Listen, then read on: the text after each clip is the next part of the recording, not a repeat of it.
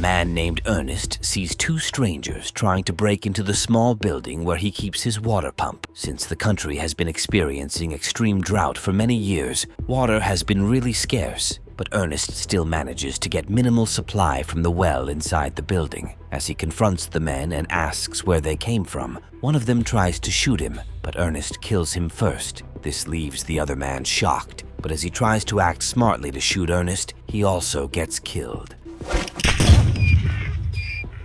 Following this, Ernest calls his son, Jerome, to come closer now that he has killed the strangers. As they then check the well, Ernest notices that it has already dried up and will not be able to pump clean water anymore. Jerome is concerned about this, but Ernest says they'll have to do something about it later. Shortly after, Ernest leads his son to carry supplies on his donkey to meet some government workers who are rerouting the land's water source to commercial farms in the area through irrigation. When they get to the mountains, Ernest tells his son to remain silent while he deals with the men. As he then distributes their supplies, their leader, Caleb, mentions that it's surprising to still see Ernest handling the supplies very well, even though he could have taken them close to the border to sell them for a huge amount. Ernest doesn't really care about this, and as Caleb is about to walk away, he asks about the government project and the possibility of getting water to his own part of the land. Caleb doesn't seem interested in helping Ernest, and he tells the man to continue delivering their supplies regularly instead of asking questions about their work. Ernest doesn't argue with him.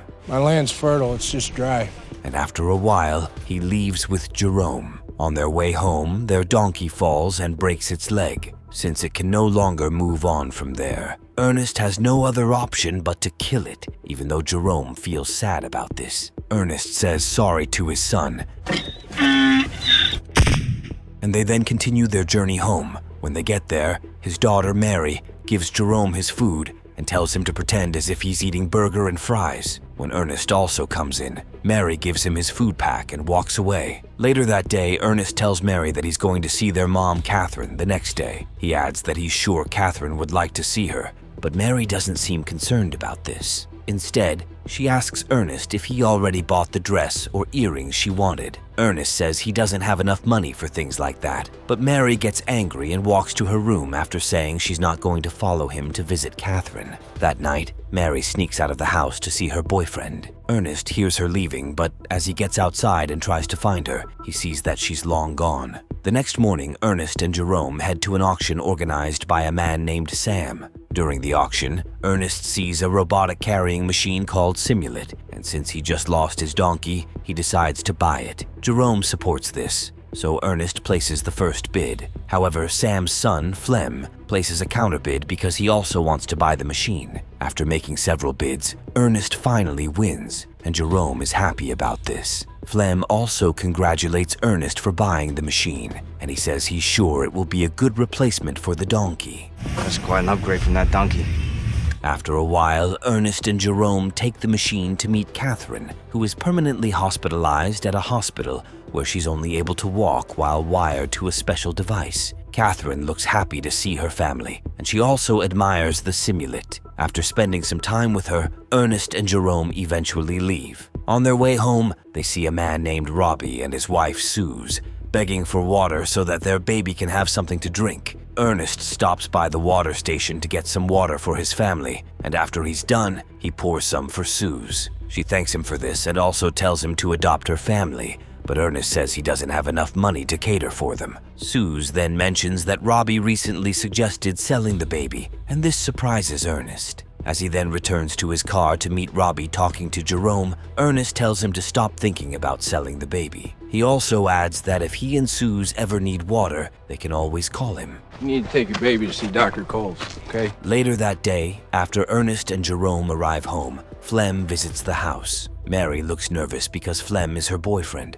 and she's not aware of what he came for. Meanwhile, as Ernest goes to meet him, Flem begs to lend the Simulate because he needs it for a job. Ernest refuses to let go of the machine, but he says he'll change his mind if Flem gets Sam to stand in for him as a guarantor. Flem doesn't want this, and Ernest wonders what business he's really into. As Ernest doubles down on not leaving the machine, Flem says he can speak to Caleb about taking his supply job. Ernest doesn't feel threatened, but Flem still says that he feels the old man won't be able to negotiate with Caleb and his workers to get water to his land. After insulting Ernest, Flem leaves on his bike, and Mary feels relieved as she wonders if her dad knows she's dating Sam's son. I can talk to Caleb and those men. The next day, during his usual supply run, Ernest tells Caleb that he has an offer to make it easy for his men to take the water through his land. Caleb is open to this, and he says they can talk about it. Shortly after, while Ernest and Jerome are digging another well, he tells his son about a girl he saw at the border the last time he went there. He says it might be good for Jerome to have some friends, but the boy says he's fine on his own. His dad eventually makes him understand that he needs friends, but Jerome says nothing. Good. Good. When they return home, Ernest confronts Mary and tells her to stop seeing Flem because he has heard about their relationship. Mary says she loves Flem, but Ernest doesn't think she's making the right decision. He also says he won't let her leave the house anymore, and she says she hates him. While Jerome is checking out the laser sensor on the simulant, Mary enters the garage crying. As Jerome asks what's wrong, she says she needs some money, so he then gives her the money Ernest gave him a while ago. However, as Ernest sees this, he immediately collects it from her, after which he picks up a hammer and locks up her room window so that she won't try to sneak out again. The next morning, Ernest and Jerome notice that the lock to their store has been damaged. As they realize that the simulant is also missing, Ernest gets into his truck and drives to Sam's house because he believes Flem stole the machine. When he gets to the house, though, Sam tells Ernest that Flem is not at home. Ernest doesn't really mention why he came, but after asking where Flem went, Sam says his son just got a supply job in the mountains. You know how Fleming spends his days?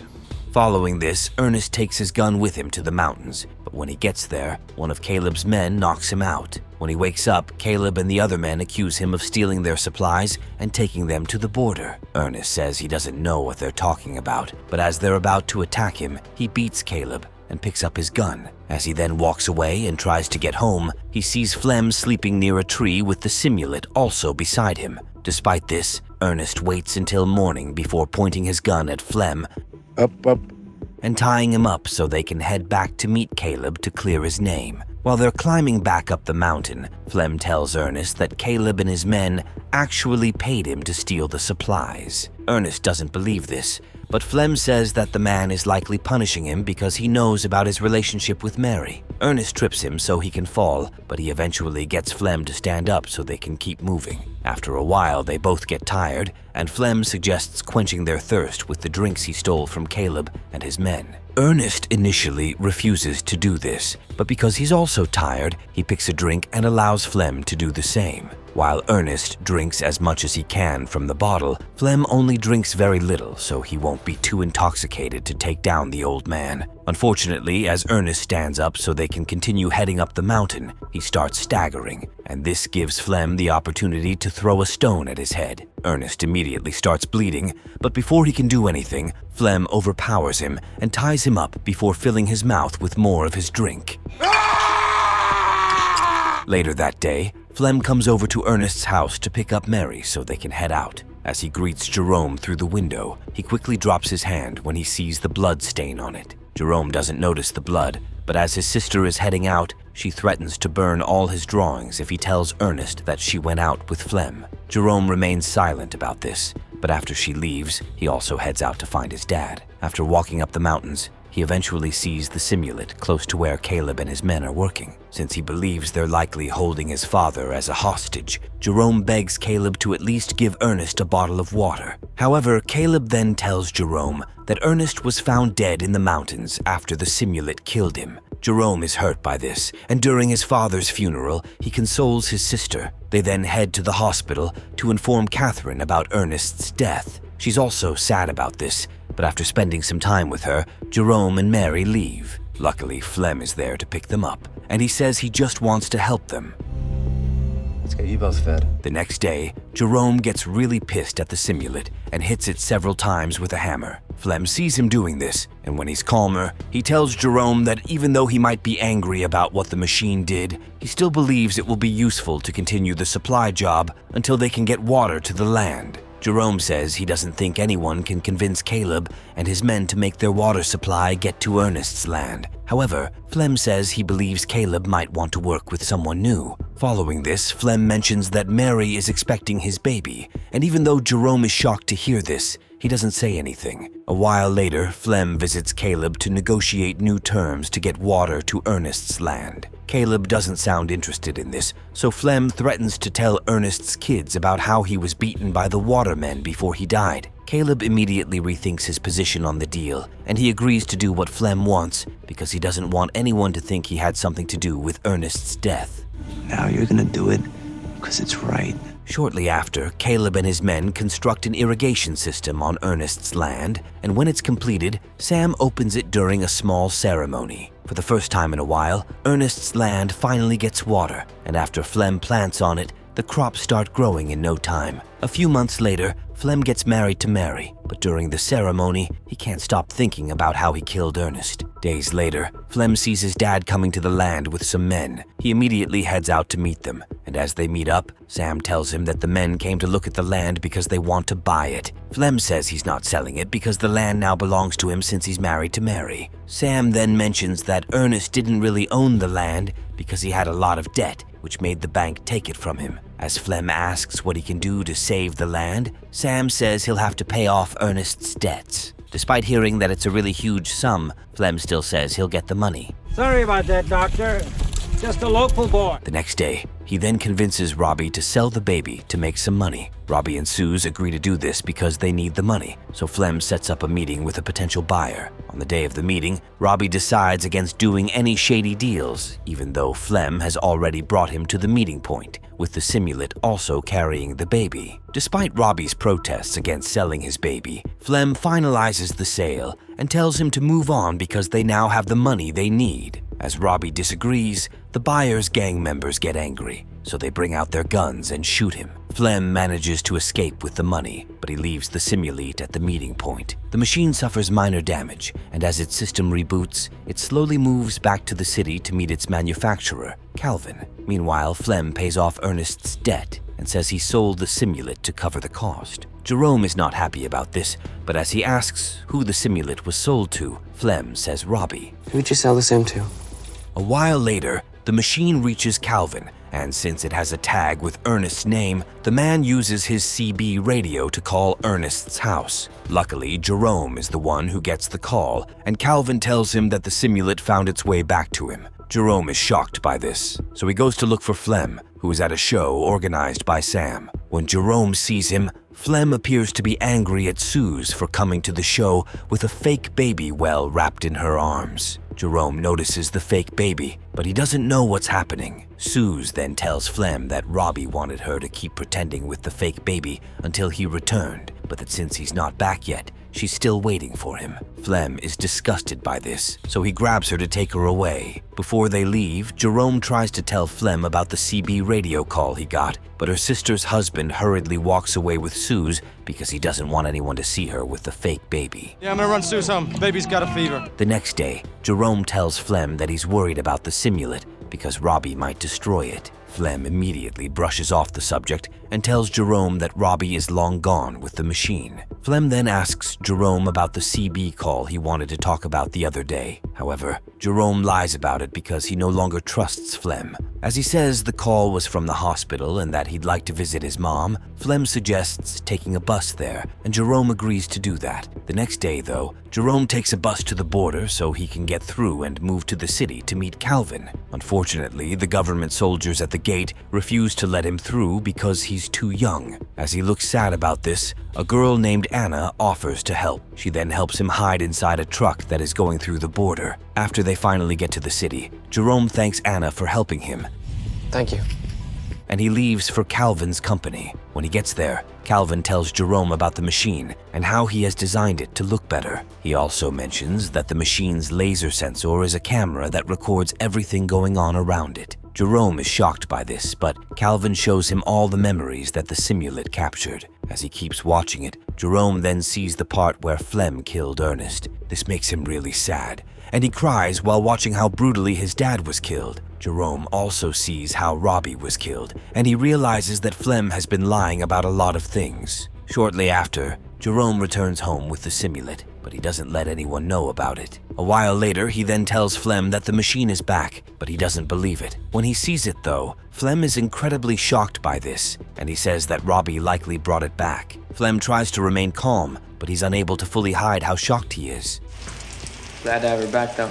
The next day, Jerome visits Catherine, and while they're talking, she asks about Mary and her pregnancy. Jerome says Mary is fine, but the way he talks makes Catherine ask if something is wrong. Jerome tells her that it's nothing to worry about, and Catherine then asks about Flem and if he's a good husband. Despite everything Flem did, Jerome still tells Catherine that he's a good husband. Later that day, when he returns home, Flem tries to shoot down some animals, but he's unaware that Jerome has already messed with the gun so he can miss the target. As Jerome then takes the gun, he fixes it well and tries to shoot Flem, but he decides against it and shoots one of the animals instead. Flem cannot believe this because he never knew Jerome could shoot well, but the boy says it was a lucky shot. He then tells Flem that he'll take the gun to someone who can fix it. However, Jerome only takes the gun to hide it under his bed. The next day, while they're having dinner, Jerome tells Flem that Robbie called through the radio. He is shocked to hear this, but as he asks what Robbie said, Jerome says he only mentioned that he's looking for Flem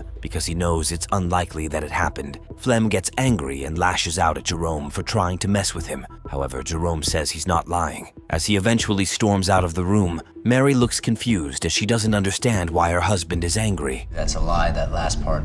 The next day, Flem gets a letter from Robbie, and as he reads it, he realizes that his old friend really wants to meet up in the mountains because he's not ready to face Suze after abandoning her for a long time. He also adds that Flem should bring him some food when he's coming. Despite his confusion, because he knows he left Robbie dead the other day, Flem tells Mary that he has to head out for a business-related trip. Mary suspects that he's lying, but he tells her to stop doubting him. Following this, he goes to pick up his gun, but he sees that it's not in its locker. He then asks Jerome about it, and the boy tells him that the gun is still with the person repairing it. Before he leaves, Flem says sorry to Jerome for how he was always sounding harsh every time he mentioned something about Robbie. Jerome says it's okay, and as Flem mentions that he's heading toward the border for business, he asks if he can follow his brother-in-law. However, Flem says he's going alone, so he heads out with a knife while letting the simulant follow him since he's using it to pack some food for Robbie. In the morning, Flem reaches the mountains,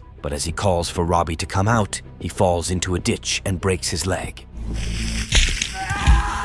As he screams and calls for help, Jerome appears out of nowhere and stands before him. Flem is shocked by this, but as he sees Jerome with a gun, he realizes that the boy already knows about what happened to his dad. He then tells Jerome not to kill him because Mary will hate him. Jerome doesn't care about this, and he says he won't tell Mary anything. As he's then about to take the shot, he hesitates for a while, and Jerome tells him to drop the gun because he can't do it. However, Jerome finally kills him before returning home with the simulant. Days later, Mary feels sad about Flem's sudden disappearance. And even though Jerome knows Flem is never coming back, he doesn't say anything. Mary even tries to make it seem like Flem left because he was under a lot of pressure, but Jerome just tells her to wait because he might eventually show up. Following this, Mary asks Jerome about their mom and mentions that since they can even afford to treat her at home, it would be a good thing to have her back. Before Jerome says anything, Mary takes back her statement and says she knows Flem won't like it. As she then asks Jerome if he thinks she'll have a boy or a girl, he says he hopes it will be a girl because he knows it's what she wants. I know that's what you want. Shortly after, Jerome then heads out to erase the simulant's memory so that Mary will never find out about everything that happened.